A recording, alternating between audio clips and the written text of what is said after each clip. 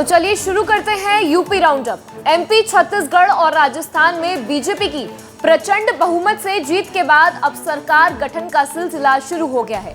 इसी कड़ी में एमपी और छत्तीसगढ़ में सीएम के शपथ ग्रहण समारोह का आयोजन किया गया। जहां एमपी में मोहन यादव ने सीएम पद की शपथ ली, तो वहीं छत्तीसगढ़ में विष्णुदेव साय ने सीएम पद की शपथ ली है। इस दौरान पीएम मोदी, सीएम योगी कार्यक्रम में मौजूद रहे।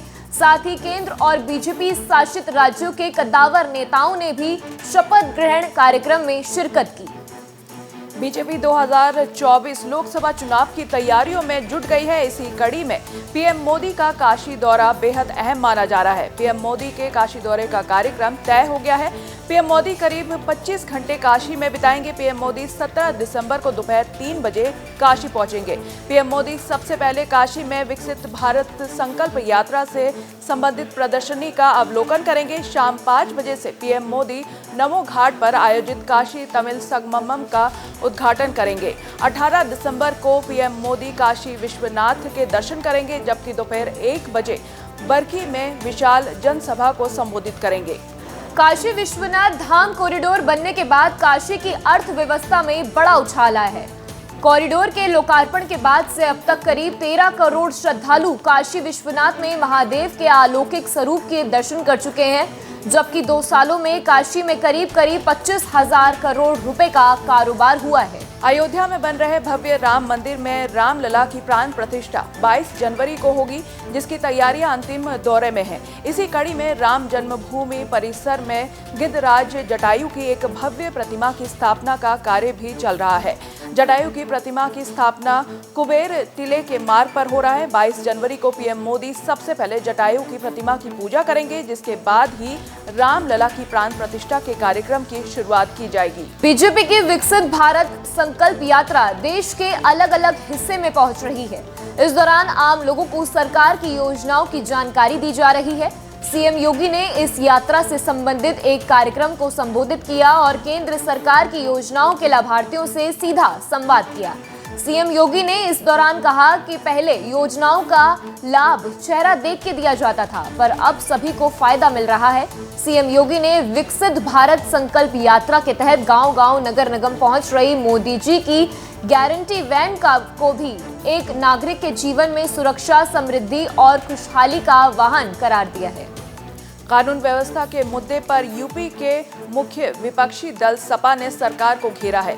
सपा अध्यक्ष अखिलेश यादव ने कहा है कि यूपी में अपराध थम नहीं रहे हैं। मुख्यमंत्री के अपराध नियंत्रण के दावे सिर्फ जुमले भर रह गए हैं। जनता भय के माहौल में जीने को विवश है। अपराध के खिलाफ जीरो टॉलरेंस अब जीरो हो गया है। महिलाओं के अलावा बच्चे भी यौन उत्पीड़न के शिकार हो रहे हैं। ये शासन और प्रशासन के लिए शर्म की बात है।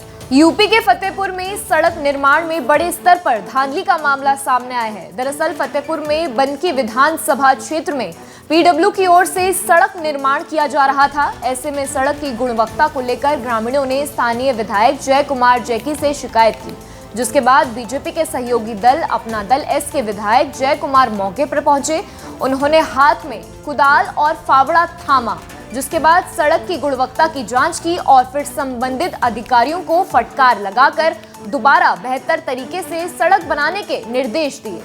यूपी में अवैध निर्माण और अवैध कब्जा धारकों के खिलाफ शासन प्रशासन सख्त है। इसी कड़ी में बरेली में 106 बीघा जमीन पर अवैध तौर पर बन रही 7 कॉलोनियों पर कार्रवाई की गई है। बीडीए ने अवैध निर्माण पर बुलडोजर चलाया है और अवैध निर्माण को ध्वस्त कर दिया है।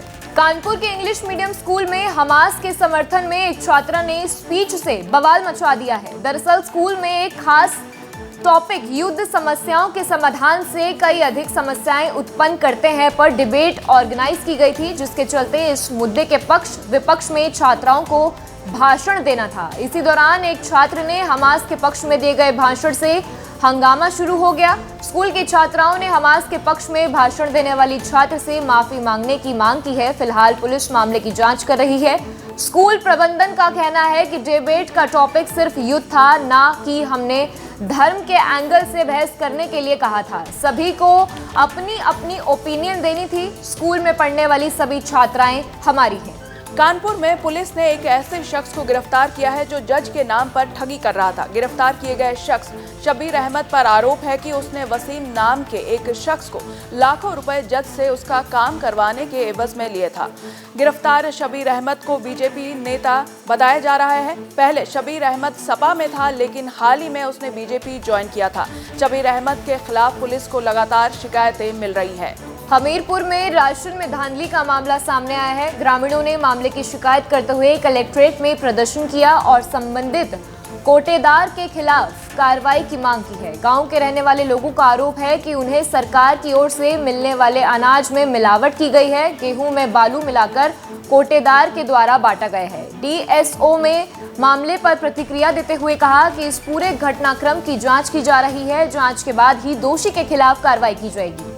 लखनऊ में बर्थडे सेलिब्रेशन का एक अजब गजब वीडियो वायरल हो गया है। वीडियो में एक शख्स तलवार से केक काटता नजर आ रहा है। बताया जा रहा है कि ये वीडियो वायरल ग्राम पंचायत गड़ा के प्रधान सुनील पटेल के बेटे का है, जो अपने साथियों के साथ तलवार से बर्थडे केक काट रहा है। ये वीडियो उनके घर के बाहर शूट किया गया है। अलीगढ़ में बीकॉम की छात्रा बरखा रावत ने अनोखी प्रतिभा का परिचय देते हुए कूड़े कचरे कबाड़ यानी वेस्ट मटेरियल ऐसे वस्तुएं तैयार की हैं जिसकी सुंदरता देखते ही बनती है। बरखा रावत के हुनर की हर ओर तारीफ हो रही है। बरखा रावत का कहना है कि वेस्ट मटेरियल से हमारा पर्यावरण प्रभावित होता है। ऐसे में पर्यावरण का साफ सुथरा रखने के साथ साथ हम वेस्ट मटेरियल से कई शानदार वस्तुएं बना सकते हैं। बरखा रावत अपने हुनर को लोगों के साथ बांट रही है और बच्चों को भी वेस्ट मटेरियल से घर की साज सजावट में इस्तेमाल होने वाली वस्तुएं बनाना सिखा रही है। 3 T20 मैचों की सीरीज के दूसरे मुकाबले में साउथ अफ्रीका ने टीम इंडिया को 5 विकेट से करारी शिकस्त दे दी है। पोर्ट एलिजाबेथ में खेले गए बारिश से प्रभावित इस मुकाबले का नतीजा डकवर्थ लुइस के नियम अनुसार निकला। दरअसल टीम इंडिया ने टॉस हारकर बल्लेबाजी करते हुए 19.3 ओवर में 180 रन बनाए थे। बारिश के कारण साउथ अफ्रीका को 15 ओवर में 152 रनों का लक्ष्य दिया गया, जिसे साउथ अफ्रीका की टीम ने आसानी से हासिल कर लिया। टीम इंडिया के लिए कैप्टन सूर्य कुमार यादव और रिंकू सिंह ने अर्धशतकीय पारी खेली। वहीं साउथ अफ्रीका के लिए बेहद किफायती गेंदबाजी करने वाले तबरेज शम्मी को मैन ऑफ द मैच चुना गया।